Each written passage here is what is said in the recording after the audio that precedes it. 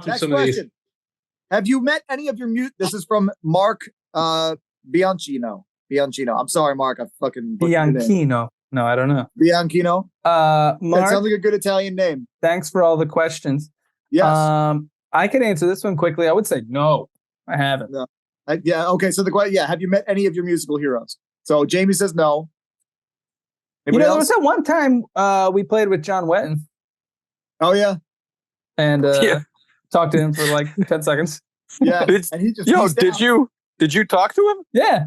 Oh shit! Dude, I didn't talk to him. What the fuck? Yeah. I didn't say much. We played a show with one of Joe's. Oh yeah. Care to talk about that a little bit? Oh man, I forgot about we won't say his name. First of all, my Zoom is telling me running out of time. Upgrade to Zoom Pro Plus today. We'll finish this call and then we'll start a new one. All right. Well, tell us about the time that you met that guy. I forget his name. What was his name? We're not going to say his name. I am legally obligated to say that. We're not going to say his name. Yeah, that was a weird experience. I definitely I'm a huge fan. But meeting him was strange because he was very standoffish. You know what? This happened with Wait, no,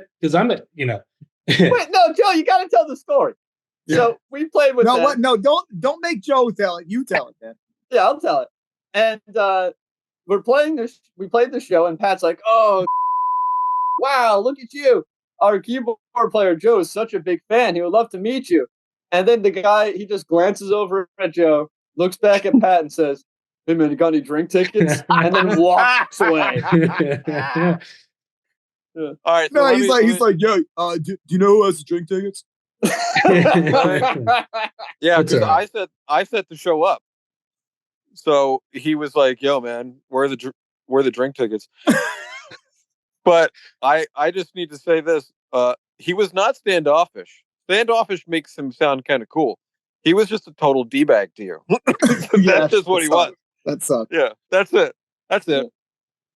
Like, poor Dorsey, man, he comes in, all bright-eyed and bushy-tailed. Like, I don't even, Joe, did he even say anything to you? Like, he just, looked at you and was like, I don't even think he said a word to you. No, I didn't acknowledge him.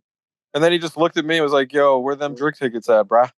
Yeah. It also took him an hour and a half to set up. To be fair, I've met a couple of people. I've met a couple of my heroes before, and it's all sort of been the same thing. It's just like, I kind of don't want to be here. I guess it's cool that you're here. Where's the green room? Where's the train ticket, dude? Yeah. Please leave me alone. I forgot about this. We played that show with Dan Briggs. I was gonna say that. I forgot all about that. And at the time, I wasn't in the band at the. Yeah, was I? No, you weren't. That's another hero of mine. It was a horrible show, right? We did not play well. But I talked to him and I gave him a copy of Quickly. Yeah. Yeah. He was a nice guy. Can you tell people who that is? Dan Briggs? Dan Briggs is the bassist of Between the Buried and Me, who is for me was definitely motivating me specifically to get my chops up on bass for sure for a while. He's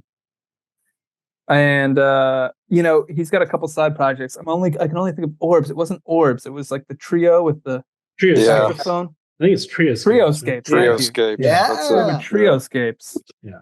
In Philly. It's him and Dan or not Dan.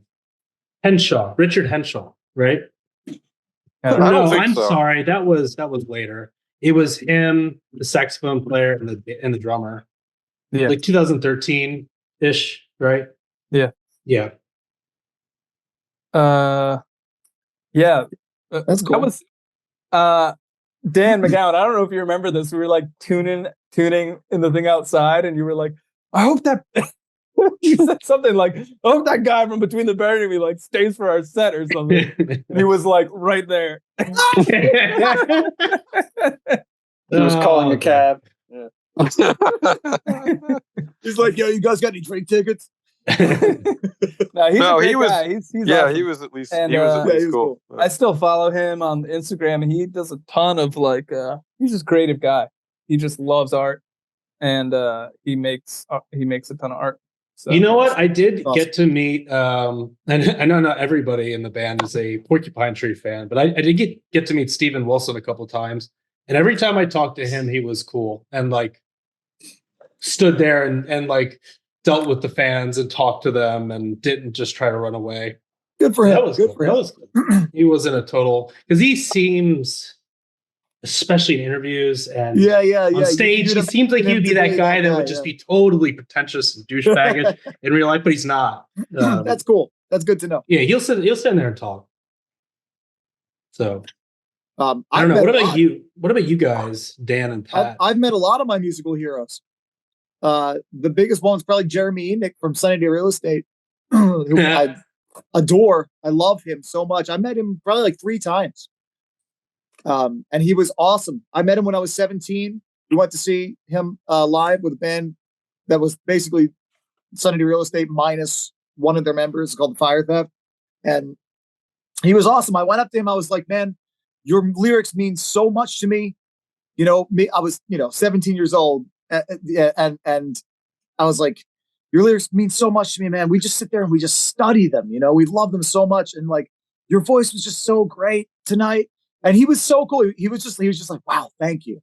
He was like really, really sweet. And then when I was talking, I was like, yeah, you're like, how do you sing like that, man? I asked him, how do you sing like that? How do you get up way high like that? And he was like, man, I'll be honest, like I was doing warm-ups backstage and I wasn't hitting any of those notes.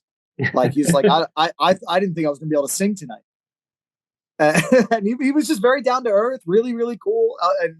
And that he could have been a dick, I was 17 years old and I really like had a very like spiritual connection to that band, and he could have been that could have really sucked for me. So he was very kind. It's awesome. Hey, Pat and Dan, you got to tell your Steve Shelley story, of course. Oh yeah. Wow. Yeah, I forgot about that. it's All a right, good story. All right. So You let me got tell- 2 minutes and 51 seconds. Go. Oh boy. Okay. Uh-oh. You know how long it takes me to say anything. We're never going to be able to do You that. got your time is of the essence. Pat. Well, once upon a time. Well, here's the plan. It depends on what you mean by. All right. Here, So no. What's it, Dan? Mondo, what's the thing? Here's what I'm thinking. Here's what I'm thinking. He's making fun of me. Matt, we making love fun you of so much. We I love you know, so I know. much. I hate all you guys so much too. That's cool. That's cool. So let me just tell this one part, and then we'll do the next video, and I'll start with the Steve Shelley part. So the first part is I met Adrian Belew once, Yes. and that was about as strange as you would expect it to be. He was very nice, but I brought him a copy of Beat, the album, the King Crimson album Beat. It was a CD, and I was like, I loved Beat, and I asked him to sign it. And I remember I handed it to him and he looked at me and he was like, Beat? Really? Was he And I surprised, was like in a good way, or was it like why? Yeah, I think he was like, I guess he probably doesn't get a lot of people that bring Beat. Well, we later a went. CD It's always of discipline or power Yeah, to it's always believe. discipline or whatever. Yeah. And I was like, no, dude, I love this album. He's like, all right. And he signed it.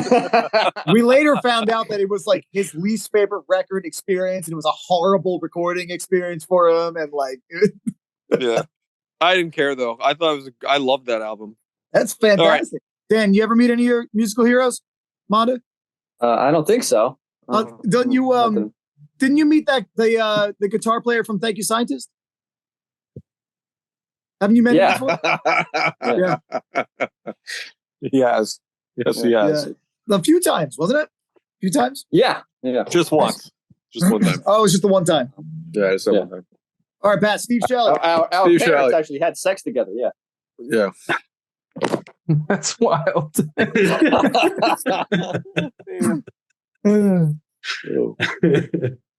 Okay. I gotta recover from that. That's good, man. Steve Shelley. So we were into Sonic Youth, and Thurston Moore is the one of the guys from Sonic Youth, had like a solo band, and they played somewhere in Philly, and we all went to see it. And Steve Shelley, who is the drummer of Sonic Youth, he was also the drummer for Thurston Moore's solo thing. And we got to meet both of those guys after the show, Thurston Moore and Steve Shelley, and they were cool. And Dan, what was this? 2007, probably something like that. 2007, 2008, yeah. Yeah. So we don't live in Philly. I don't really know Philly that well, Like I've been there, but I don't know. I'm terrible with directions. I don't know where anything is. I get lost every time I go there. But we were kind of trying to be Philly hipsters. We were trying to be cool. We were trying to be cool. So like I didn't want to tell them that we lived in Jersey or whatever. So Steve Shelley asks me, he's like, yo man, I'm trying to get to the Ben Franklin Bridge. Do you know how to get to the Ben Franklin Bridge from here? And I'm like, oh yeah, dude. Like right? It's just like pretending like I know what I'm talking about. And I'm like, yeah, man, you just want to like go up here and then like make a left here and then make a left there and then and you'll be right, whatever. Okay. So and he's like, oh, okay, thanks, dude. And he like walks off, and we're like, after the night, we're in our car, we're driving, and I realized in the car, like, oh shit, like I definitely told him to go left when he was supposed to go right, and like left is going to take him into like kind of a bad part of Philadelphia, right? So we all started joking that he was going to die because of me, because I gave him terrible directions, and he was going to die in like a car fire or something because it was all my fault. And that was the impetus for the song "The Night I Killed Steve Shelley" from Rabbit. That's even in the lyrics, isn't it? There's like you mentioned like now I'll think twice before giving advice. If he ever found his way, I don't know. That's about Steve Shelley. That's about me giving him bad directions and hopefully him not getting lost in a bad part of Philadelphia. So it's a dangerous part. So that's that. It's a good story. Growing uncertain.